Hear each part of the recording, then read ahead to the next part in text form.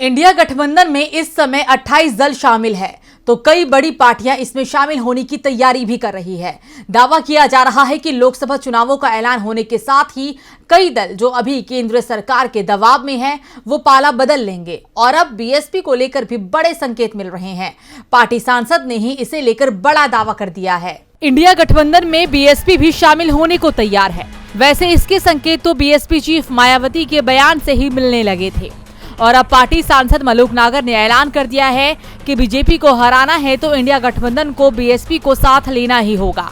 जब तक मायावती इंडिया गठबंधन में शामिल नहीं होती, तब तक इंडिया गठबंधन बीजेपी को नहीं रोक पाएगा।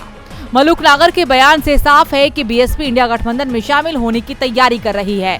हालांकि अंतिम फैसला मायावती को ही लेना है कि बीएसपी लोकसभा चुनाव अकेले लड़े या फिर इंडिया गठबंधन के साथ। इसके साथ ही नागर ने यह भी कहा कि अगर मायावती को इंडिया गठबंधन पीएम उम्मीदवार बना देता है तो मायावती जरूर इसमें शामिल हो जाएंगी। अगर देखा जाए तो मायावती के बयान भी अब जो संकेत दे रहे हैं वो बीजेपी की परेशानी बढ़ा रहे हैं।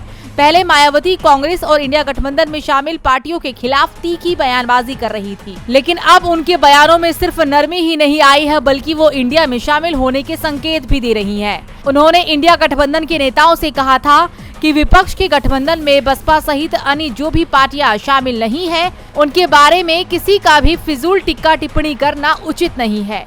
मेरी उन्हें सलाह है कि वो इनसे बचे, क्योंकि भविष्य में देश में जनहित में कब किसको किसकी जरूरत पड़ जाए कुछ भी कहा नहीं जा सकता। यानी मायावती भी ये मान चुकी है कि देश हित में बीएसपी को इंडिया की जरूरत है और अब उनकी पार्टी के सांसद ने भी साफ कर दिया है कि बीएसपी इंडिया में शामिल हो सकती है।